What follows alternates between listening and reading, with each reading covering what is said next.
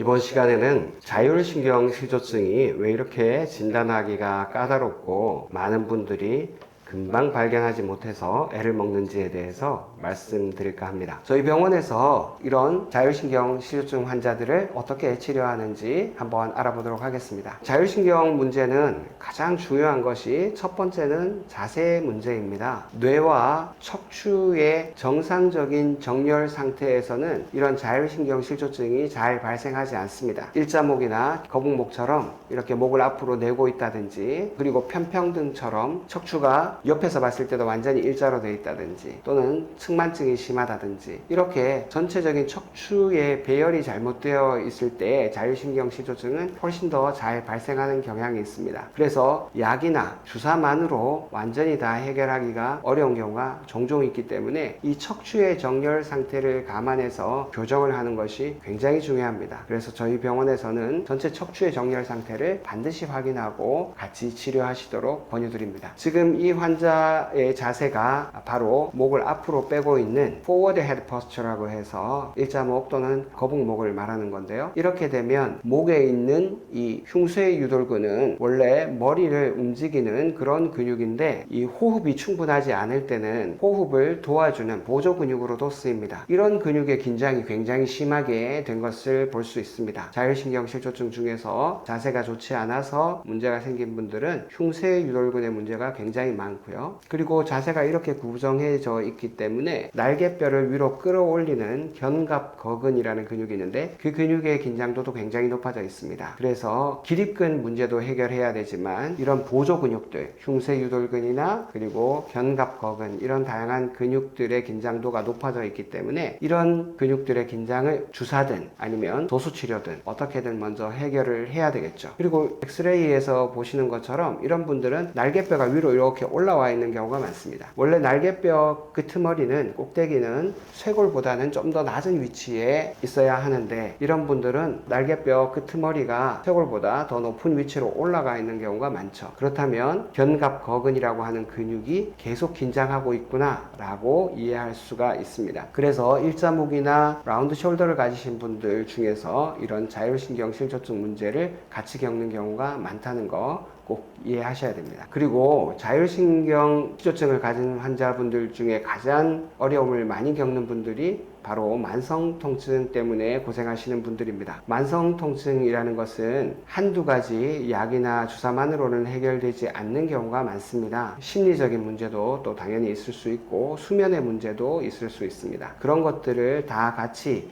종합적으로 접근해야만 만성통증도 해결하고 자율신경실조의 문제도 해결할 수가 있는 것이죠. 만성통증 증후군 환자들은 보통 3개월 이상 장기간 통증이 지속되고 다양한 치료를 받았음에도 불구하고 개선이 잘 되지 않는 환자들을 말합니다. 처음 시작은 다쳤을 수도 있고 이런 자세 문제로 시작했을 수도 있겠지만, 어쨌든 3개월 이상 통증 자체가 사라지지 않고 계속 일상생활에 어려움을 겪게 된다면 통증 그 자체가 바로 진단명이 됩니다. 그래서 만성통증 증후군이라고 불리고요. 이 만성통증 증후군이 있는 환자들은 통증 외에도 정신과적인 문제, 불안, 우울, 수면장애, 그리고 죄책감, 그리고 자기가 굉장히 무능하다, 이런 자기가 하찮게 느껴지는 그런 특징이 있습니다. 두 번째, 일상적인 문제로는 만성 피로나 성욕이 떨어진다거나, 그래서 이 힘든 상황을 해결하기 위해서 술이나 약물에 의존한다든지 그런 경우가 많이 있죠. 또 사회적인 문제는 바로 결혼생활이라든지 가족 간의 갈등, 또 회사에서 자기 직업적인 문제로 자기 업무를 제대로 할 수 없는 그런 분들도 많이 있습니다. 만성통증 증후군은 통증 그 자체만이 문제가 아니라는 것 꼭 기억하셔야 됩니다. 이런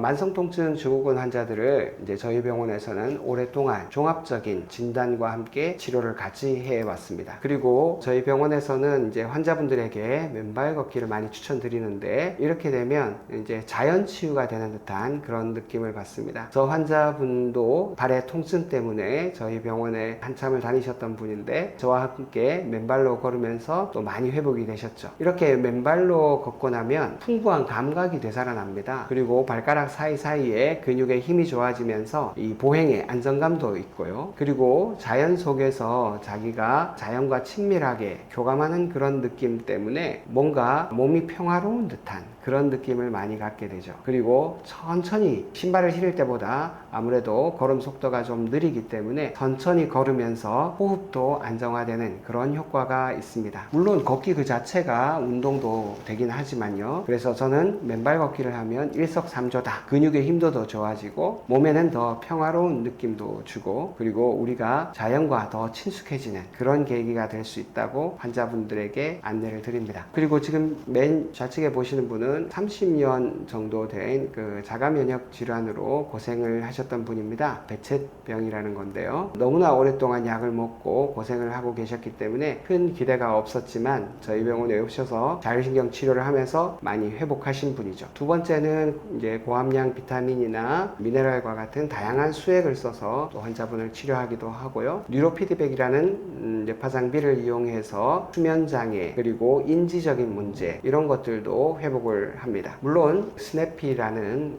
자율신경 실조를 치료하는 직접적인 주사 수단도 있지만 이런 다양한 치료들을 통해서 복합적으로 환자의 문제를 해결한다고 보시면 되겠습니다. 자율신경 실조증 치료의 성공률은 과연 무엇에 달려 있는가? 제대로 된 진단이 있어야 되겠죠. 정확하게 진단하지 않아서 자율신경 실조증 증상에 가려진 진짜 문제들을 놓치는 경우가 가끔 있습니다. 그래서 처음 시작할 때는 철저하게 검사해서 다른 문제가 동반된 것이 없는지 뇌나 심장이나 또는 소화기 자체에 실제적인 문제가 없는지 꼭 확인을 하셔야 됩니다. 그리고 그런데 기질적인 장기에 문제가 없다면 이제 자율신경 실조증 치료로 이제 전환하게 되는데 치료한 사람이 풍부한 경험이 있어야 되겠죠. 왜냐하면 이것은 아무리 비싼 검사를 해도 어떤 특정 부위에 문제가 나타나진 않습니다. 그래서 그 특정 부위를 뭐 수술로 제거한다거나 거기에다가 강력한 스테로이드 같은 약을 쓴다거나 이런 방식으로는 결코 해결할 수가 없습니다. 많은 환자들을 보고 그 환자들과의 교감을 통해서 실질적으로 이 자율신경 실조증을 해결해 본 경험이 풍부한 의사의 손길이 필요한 것이죠. 그리고 또 한 면으로는 환자와 그 가족들이 얼마나 이 치료에 신뢰를 가지고 끝까지 치료를 해내는가 하는 것도 중요합니다. 그 환자는 아까 말씀드렸듯이 늘 불안하고 우울하고 걱정이 많습니다. 이것이 바로 자율신경 실조의 특징이기도 하고요. 그런 사람들이 계속 치료하는 동안에 이 불안이 없어지지 않는다면 한두 번에서 끝날 치료도 아닌데 이 치료가 끝까지 잘 마무리되기는 쉽지 않을 겁니다. 그래서 자율신경 실조증이 있는 환자와 또 그 가족들은 적극적으로 환자를 지지해주고 치료에 대해서 신뢰를 가지고 치료를 시작하는 것이 중요합니다. 물론 그 과정에서 궁금증이나 의혹에 대해서는 의사가 충분히 설명을 해서 처음 시작 단계에서부터 의사와 환자가 마음을 딱 맞춰서 시작하고 끝까지 치료를 이어나가는 것이 중요하겠죠. 그래서 환자의 신뢰를 얼마나 의사가 끌어내는가 하는 것도 굉장히 중요한 문제가 됩니다. 그래서 자율신경 실조증을 다 치료하고 나면 환자가 마치 다른 사람이 된 것 같은 느낌을 받습니다. 그렇게 불안하고 초조하고 자살 사고도 있고 늘 우울 때문에 힘들었던 사람이 너무너무 표정이 밝아지고 삶의 생기가 도는 그런 모습을 볼 때마다 정말 보람을 많이 느낍니다. 그런 분들은 치료 이전에는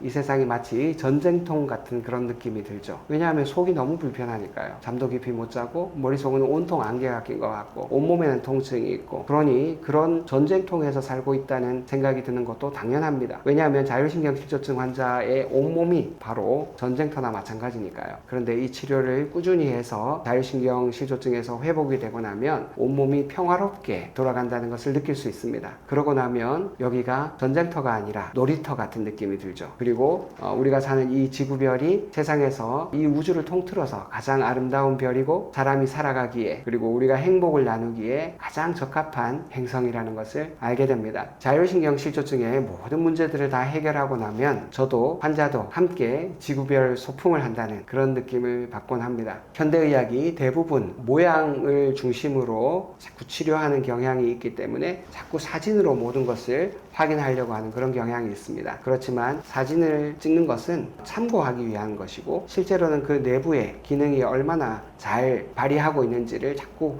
확인해 봐야 됩니다. 그래서 아쉽게도 저희 병원에서는 이 치료를 하게 되면 환자분 한 분 검사하고 상담하고 치료를 시작하는데 거의 1시간 가까이 시간을 쓰게 됩니다. 환자분이 충분히 자기의 몸에 대해서 이해하고 치료를 해야 치료가 되기 때문이죠. 자율신경 실조증의 치료는 단순한 통증을 없애는 것이 아닙니다. 물론 통증도 줄여야 되겠고 없애야 되겠지만 삶의 고통에서 해방되는 길입니다. 그래서 이것은 질병 중심이 아니라 사람을 중심에 놓고 이 문제를 접근해야 제대로 된 치료 결과를 얻을 수 있다고 저는 생각합니다. 자, 이렇게 해서 자율신경 실조증의 다양한 문제와 또 저희 병원에서 자율신경 실조증 환자들을 어떻게 치료하고 있는지에 대해서 말씀을 드렸습니다. 이것은 아주 비싼 약물이나 아주 고강도의 그런 주사제가 필요한 치료가 아닙니다. 그리고 아주 값비싼 검사를 통해서 반드시 뭔가를 확인해서 수술로 제거한다거나 이런 방식으로는 전혀 해결할 수 없습니다. 오히려 눈에 보이지 않는 환자의 내면 그리고 그 환자가 생활 속에서 겪고 있는 고통에 대해서 더 깊이 접근하는 것이 필요한 질병입니다. 부디 자율신경 실조증으로 고생하시고 있는 분이 있다면 이 영상이 좀 도움이 되셨기를 바라고 집중적으로 치료를 하는 것이 좋습니다. 그래서 외래로 치료를 할 수 있는 경우도 있지만 때로는 아예 입원을 해서 집중적으로 치료하는 분들도 많이 있습니다. 그런 분들은 아까 말씀드린 그런 치료뿐만 아니라 고압산소 치료라든지 고주파 온열 치료라든지 이런 다양한 첨단 장비를 통해서 더 집중적으로 치료를 할 수 있기 때문에 더 빠른 효과를 보실 수가 있습니다. 부디 자율신경 실조증으로 고생하시는 모든 분들이 잘 치유되어서 행복하고 평화로운 지구별 여행을 하시면 좋겠습니다. 감사합니다.